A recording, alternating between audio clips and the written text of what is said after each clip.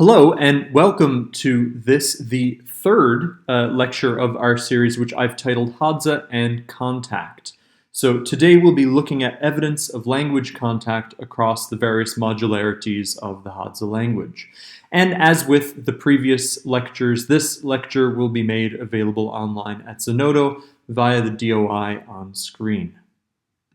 Today's class will look at words that have been borrowed into Hadza lexical loans, morphemes that have been borrowed into Hadza, the grammatical loans, sounds that have been borrowed into Hadza, phonetic loans, and more abstract structures of meaning which have been borrowed into Hadza, that is, semantic loans. We'll conclude by briefly talking about why examining this evidence of language contact in Hadza is significant.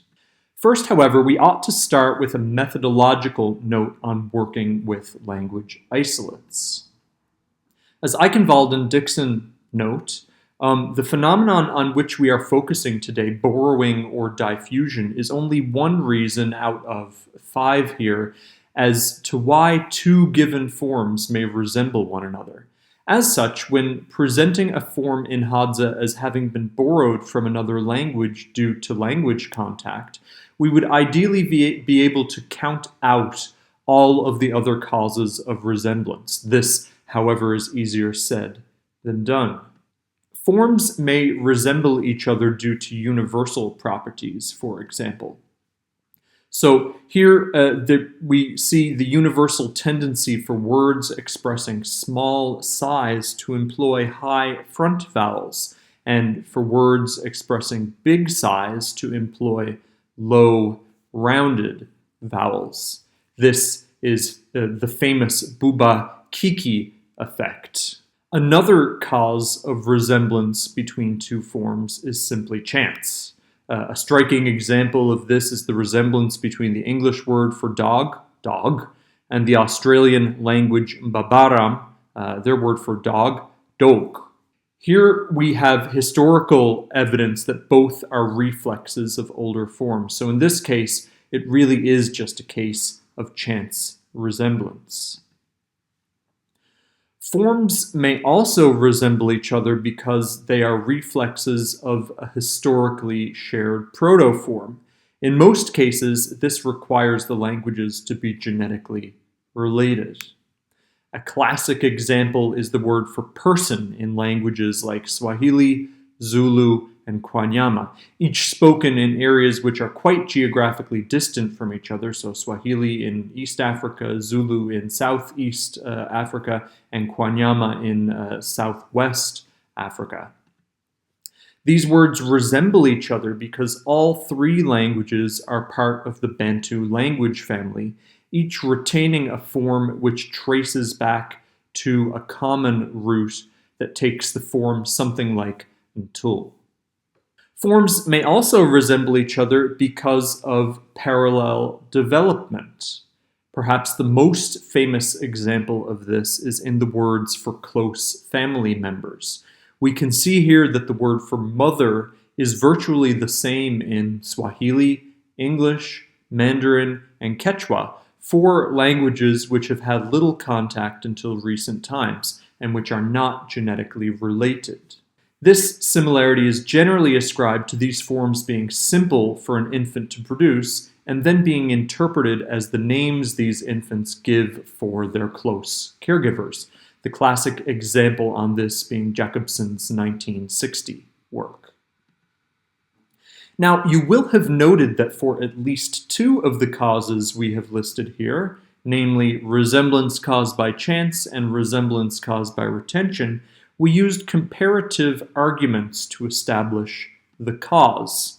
For chance resemblance, we took what we knew of a predecessor language with a written record. This is the case of modern English. We took Middle English, ME, as well as a reconstructed predecessor language, and we did this for Mbabaram with Proto-Pama Nyugan. And for resemblance due to shared retention, we had evidence from contemporary related languages, Swahili, Zulu, and Kwanyama, as well as a reconstructed proto-language, Proto-Bantu. For Hadza, however, which does not have related languages that we know of, and which also does not presently have any reconstructed historical forms, our job of teasing out causes of resemblance between two forms from different languages becomes rather more difficult. Essentially, there are just less sources of data to call on in making the decisions. With that said, this does not mean that the enterprise is impossible. Let's consider this talk as a first overview on the topic. As was mentioned in the first lecture of this series, Hadza exists in a rich regional language ecology, and this will feature quite heavily in the proceeding. To begin, lexical loans are most commonly what we might think of as borrowed words, and because of their rather straightforward nature, we'll begin here. The languages from which Hadza most likely draws the majority of its loans are the ones listed on this list here. 3 contemporary Bantu languages, Swahili, Ihanzu, and the Jinakea variety of Sukuma, the southern Nilotic language, Datoga, and the southern Cushitic language, Iraku. We'll also look at 2 predecessor languages as well, which I'll call unidentified Bantu and Old Cushitic here. Starting with Swahili, it is clear that today this is the language from which loanwords are entering Hadza in the greatest number.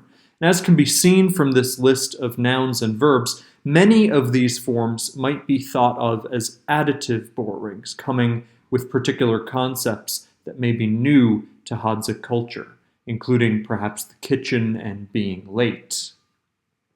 Even more notable are a whole series of discourse words, which are widespread in spoken Hadza today. This phenomenon is not restricted to Hadza alone. Most Tanzanian languages are experiencing a massive influx of Swahili lexical items, as Swahili is now undoubtedly the lingua franca of East Africa, including the area in which Hadza is spoken. My colleague Martin Mouse gave a talk several years back during which he spoke about the seemingly unstoppable spread of the word mpaka across the languages of the region, which can be watched by scanning the QR code on screen. Moving to Ihanzu, this is the Bantu language in most intense contemporary contact with Hadza, especially to the south of Lake Eyasi. I only present 3 examples here for illustration, but it's my strong suspicion that as we learn more about the lexicon of both Hadza and Ihanzu, and especially as we build up our lexicon of Ihanzu, this list will become rather more extensive. It should be said that these examples come from a talk I gave earlier with my colleague Kirk Miller, which can be accessed via the QR code on screen. Because Ihanzu, Jinyakea, Sukuma, and Swahili are all Bantu languages, differentiating one source from the other in Hadza can be difficult. Perhaps the most straightforward cases are when both the forms and the meanings of the words are the same. So, for example, the word for mushroom in Hadza is manune, and in Ihanzu it's manunwe. And in both Jinakea and Swahili, it's a completely different lexical form. So it's rather straightforward to posit that the word for mushroom in Hadza and Ihanzu come from the same source, probably the Ihanzu. Other times, the meaning of a form in one language, such as kosema in Ihanzu, is rather closer in its semantics to the Hadza form. So in Ihanzu, kosema means to accuse, which is the meaning of gosema in Hadza. Now, in Swahili, kusema may also mean accuse, but it's rather less common. Generally, the meaning of kusema in Swahili is to say. Another method is to look out for where a sound which is historically S in Bantu has seemingly fallen out in the Hadza loanword. Ihanzu has undergone a sound change in which S became H in many circumstances, and therefore forms without the historical S in Hadza may very well be loans from Ihanzu. And here, for example, we have the word iato for snake, and we see that in Ihanzu it's ihato for python. And we see that in Jinakea and Swahili, the word for python either has an S, a S sound, or a Ch sound. So we assume that the closest The closest source of borrowing is Ihanzu here. Jinakea Sukuma is another major source of Bantu loans into Hadza, and we see this especially occurring contemporarily towards the west and north of Lake Eyasi. Here we have two examples, one of which can be seen as a clear borrowing from Sukuma by its prefix in v. So Jinakea would have a v-sadu, and Hadza has a b in place of that v sound. So we have busato for any serious illness. And we have another which can probably be identified in its vowel a. So for Jinakea we have gulanga to learn, and in Hadza we have golangasiye, and in Ihanzu that vowel is a high front vowel, kulinga, rather than gulanga. So we assume that the closest source for borrowing is Jinakea in this case. Jumping to another Bantu source or sources, this category represents what should be seen as a variety of different possible sources, with the borrowing event taking place possibly in the distant past or possibly closer to the present, but we're just not able to determine the source at this point. So some examples of forms which can be categorized as unidentified Bantu are given here in this table. So one source of a form, or one reason that a form can be classified as unidentified Bantu, comes when the Hadza form resembles the possible source forms each to the same degree, and indeed when the source forms resemble each other. So at this point, it is not possible to determine with any certainty the contemporary Bantu language from which this loanword comes in Hadza.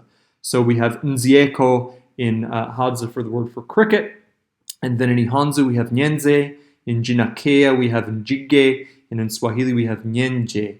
So all more or less similar, and we need to do a little bit more close looking to determine what the most realistic source of the form in Hadza is.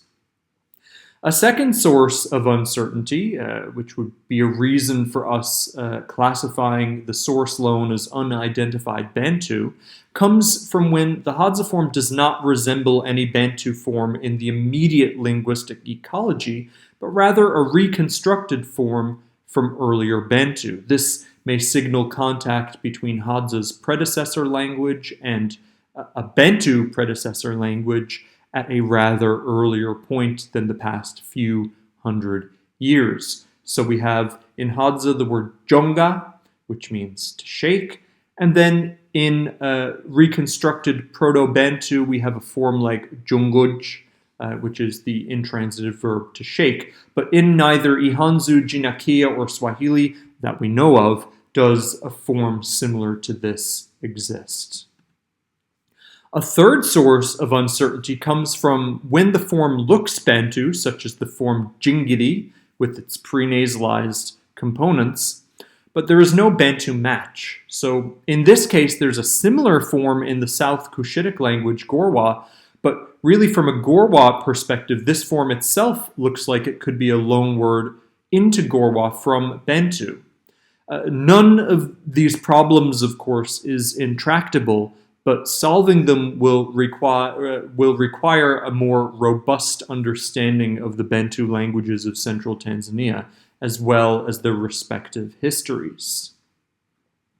Moving on, lexical loans from the southern Nilotic Datoga language varieties are also widespread across the Hadza lexicon. One can see some examples of additive loans from Datoga here, where new concepts such as metal, particular types of beads, possibly dog, and the medical device, a cupping horn, have entered the Hadza language from Datoga.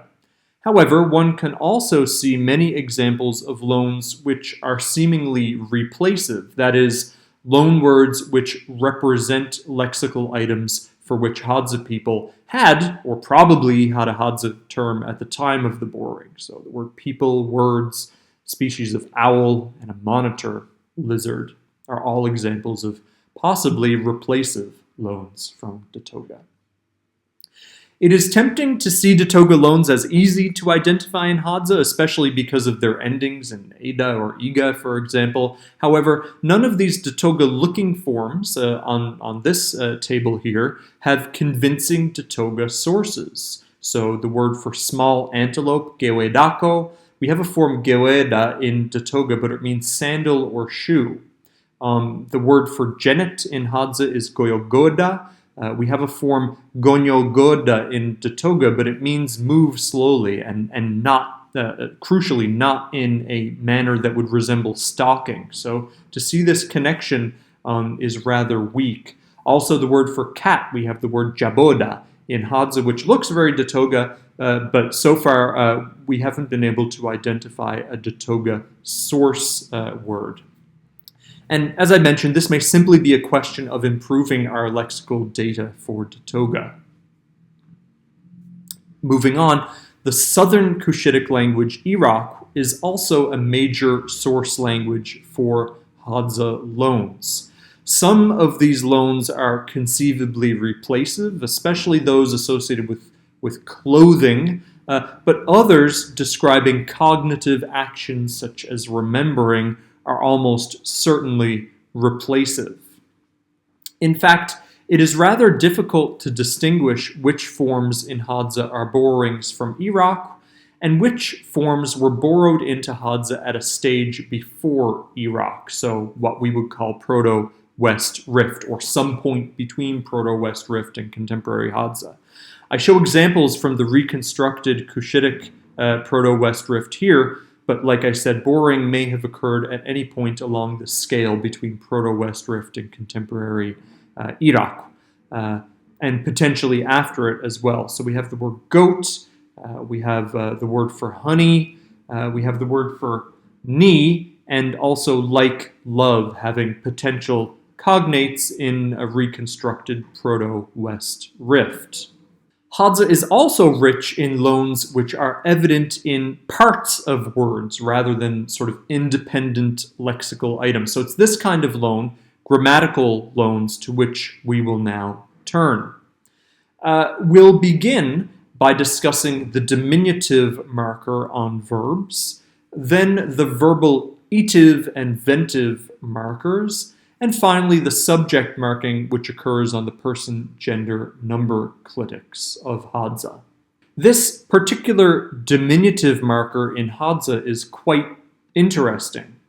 And we can see here, we'll remember from our last lecture, the set of rich inflectional morphology available for the Hadza verb. One of the morphemes we did not exemplify during that lecture was this one. This form, attested by Kirk Miller, indicates the size of the subject carrying out the action. So, hakakayamo means something like a little thing went. It's not fully certain as to the direction of the borrowing, but it seems slightly more likely than not that this form was borrowed into Hadza from Southern Cushitic. More detail is given about this historical borrowing in a talk I gave a couple of years ago, which can be accessed via the QR code on screen. The etive and ventive markers in Hadza are two more grammatical morphemes which are worth examination. Once again, both are encoded on the Hadza verb. And the ventive za adds a meaning that the action is carried out as the subject comes, whereas the etive aka adds a meaning that the action is carried out as the subject goes. Compare the za of the ventive marker with the verb za of the neighboring Bantu language, which in Ihanzu means return. One can see the clear resemblance of the Hadza morpheme to the Ihanzu verb. The Hadza etive marker aka has, as far as I know, no full verbal equivalent in Ihanzu, but Ihanzu does have a marker ka, which seems, from my growing understanding, to indicate the idea of almost doing something in English. And of course, in English, we might translate this as going to. So instead of saying, I almost burned my trousers, you could say something like, I was going to burn my trousers, yeah? And as such, I think that there's a reasonable argument to be made that these forms are cognate. At this point, it should be noted that for the diminutive and etive and ventive markers, Hadza has lexical forms which are cognate with the morphemes. So for the diminutive verbal morpheme, we not only have the grammatical diminutive, but also three other forms. Kumi, which means small as an adjective, ka'e, young, another adjective, and ku'a'e, a bit as an adverb. The etive and ventive are similar. So for the ventive morpheme, we also have a fully lexical counterpart in the verb za, to come, in Hadza. And for the etive morpheme, we have a fully lexical counterpart in the verb aka, to go. The grammatical loans present in the subject marking of the Hadza person, gender, number morphemes is different in that these morphemes do not have lexical counterparts. To help orient us a bit, here is our verbal template once again with the set of enclitic subject marking morphemes highlighted. We will remember that these sets of clitics fall into one of 5 paradigms associated with tense, aspect, mood. For our examination today, we'll be looking at all of them except for the anterior paradigm, as the anterior does not seem to show the same phenomenon. So here are all of the relevant morphemes laid out in tabular form. And what we see more or less consistently is that first person is marked with an N, second person is marked with a T, and third person is marked with an S. This is striking when one compares this pattern with the reconstructed Cushitic pronominal forms. The consonants match perfectly. Further still, the reconstructed Proto-West Rift Cushitic pronouns only match this pattern for the first person singular marker, with the T and S morphemes only present in other morphemes such as relative and possessive forms. As such, this pattern gives us reason to imagine contact, which could be very old indeed. But again, I would say this requires sort of closer examination. In addition to lexical items and functional items entering the Hadza language via contact, there are also phonemes which have entered Hadza through contact, potentially. Today we'll examine prenasalized stops and lateral obstruents. We'll start with what is probably the more straightforward case of the two, that is the prenasalized stops. As we've seen in our second lecture, the prenasalized stops of Hadza have been identified as marginal. This is because they occur primarily in borrowings from other languages. So from this list, one can see that forms are borrowings from Ihanzu and Swahili. Some of these question marks would undoubtedly be removed with a better knowledge of the lexica of both Ihanzu as well as the other Bantu languages of the immediate area. Lateral obstruents are a rather more complex case. Unlike prenasalized stops, lateral obstruents are not seen as marginal in the phonology of Hadza. So this list shows a selection of forms containing lateral phonemes in Hadza, as well as forms in other languages which may or may not be cognate. Essentially, we see two major patterns. The lateral phoneme in Hadza corresponding directly to the same phoneme in a similar word of another nearby language, and the word containing a lateral phoneme in Hadza not corresponding to an identified form in another nearby language. A third pattern is where we see two similar words, one in Hadza and another in another nearby language, but the lateral in Hadza corresponds to a different lateral, or even, in this case, a non-lateral phoneme in the other language. So to hit, for example, o'a in Hadza and the Proto-East Cushitic doof, to close or to shut. The same applies when we look at the lateral click consonants of Hadza. Sometimes we do not get a match with any other language, and the rest of the time we get a correspondence between a Hadza lateral click and another sound in the other language, sometimes which is lateral and sometimes which is not. This kind of data is interesting, but it does not point to any conclusive data suggesting Hadza lateral obstruents are borrowed. What can be said is that some Hadza words containing lateral obstruents are borrowed from Southern Cushitic, but other words do not appear to be borrowed.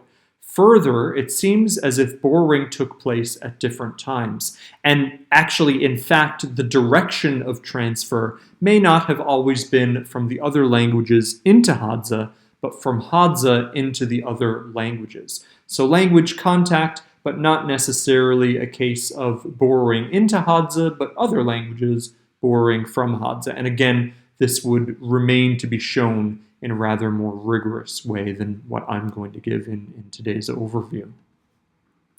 The final kind of loan I would like to examine today is what I've called a semantic loan. That is, a configuration of meaning which has arisen due to contact. The single example I would like to examine today exists within the Hadza kinship system. That being that words for one's mother's father, so a grandfather on your mother's side, is the same word used for one's mother's brother, so your uncle on your mother's side. But this word is not the same word used for one's father's brother. To make this concrete, let's look at the Hadza kinship system. This part of the lecture is based on a talk given by a group of course participants and I in 2023, as well as data from Kirk Miller's 2016 work on Hadza kinship terms. First, all words for female relations are marked with the feminine gender suffix ko. And terms or sets of terms are more or less restricted to a given generation. So, for example, all male children are referred to as wa'a, and all female children are referred to as wa'ako. All male kin of one's generation are called hetla'ali, and while all female kin are called mulunaeko, at least if you yourself are a man. And in your grandparents' generation, your grandfathers are akae and your grandmothers are amamako. The system is almost perfect, except for at one's parents' generation. Here, all men are almost universally referred to as ba'awa, and women are almost universally referred to as ayako. But the one wrinkle here is one's mother's brother, who is called akae, which is also the name of one's mother's father. And this, therefore, allows us to state that in Hadza, the mother's brother is referred to by the same word as the mother's father, versus the father's brother, who simply takes the default name Ba'awa, taken by all other men of this generation. So why would this pattern obtain in an otherwise pretty consistent system? To answer that, we will look to languages in the surrounding region.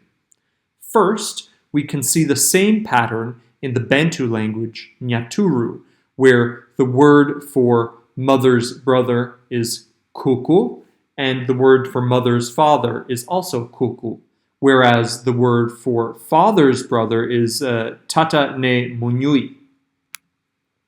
And the exact same pattern in another Bantu language of the area, Rangi, also shows this. So we have the word baba for your mother's brother, and also the word baba for your mother's father, versus the word tata for your father's brother.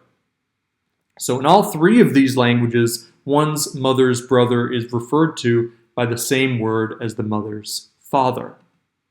Further examples show the special status of the mother's brother in the area but in a slightly different way. So Gorwa, for example, uses a special name for the mother's brother versus all other male relatives of the parental age. So Gorwa uses this special term for that relation, which is mamai. In Sandawe, it is mame. And in Gisamjanga Datoga, the term is mamai. And in Ihanzu, the term is mami. The ethnographic literature tells us that what is occurring here is sort of a highlighting or a special recognition of the mother's brother as the head of the mother's side of the family, the matriline. In a part of the world where the mother's side of the family may serve as a refuge in tough times, or may have a claim in the inheritance of parts of your property should you die, identifying the most senior man in this group of relations is important. In languages where the word for mother's brother is the same as mother's father, the purpose is clear. When the mother's father inevitably passes away, the exact same role as head of the mother's household passes on immediately to her elder brother. Returning to Hadza, however, the reason for such a semantic overlap seems less clear. Suffice it to say that this striking pattern exists and is consistent with a larger regional pattern. However, this may or may not be realized in the ethnographic reality that Hadza people live, and basically it remains to be fully understood. But it certainly appears to be a reflection of other systems with which the Hadza language community is in contact. I would like to conclude with sort of a brief thought on why contact matters. Principally, I believe that looking at the evidence of language contact in Hadza provides an important counterbalance to perceptions, especially in the established literature, which sort of see Hadza as people that are isolated and unchanging. So in Blurton Jones 2016, the quote reads, "Throughout the 20th century, day by day, Hadza have little to adapt to but their environment and each other," a picture of kind of an isolated people. If we are to believe that at least some borrowing evidence that we have examined today is evidence for contact which has occurred within the past century and a half, this would seriously challenge the kind of characterization made here. This is important because so much of the evolutionary anthropological research conducted focusing on the Hadza people has hinged on them being cultural continuations of some past way of living and having been unaffected by other traditions. A serious examination of their language, which it should be said Frank Marlowe did not attempt to study or learn during his work with the Hadza people, it really sort of complicates this picture and would, I hope, force a serious rethink in how we approach working with the Hadza people in the future. Work of this nature is still, as I'm sure you can tell from this overview, very much at its early stages. But it's my hope that this lecture paints a picture of a language with a deep, varied, and extensive tradition of contact, and encourages further work on this interesting and important topic. And so thank you, and in today's acknowledgement, I'd really like to say that Kirk Miller's work once again stands out as crucial as a beginning step in identifying the loanwords of Hadza, and without this, very little of what has been said today would have been possible. Once again, I acknowledge the various funding bodies which made the work reported on today possible, and finally, my thanks again to my host Mauro Tosco and the University of Turin for giving these lectures a home. So thank you, and here are my sources.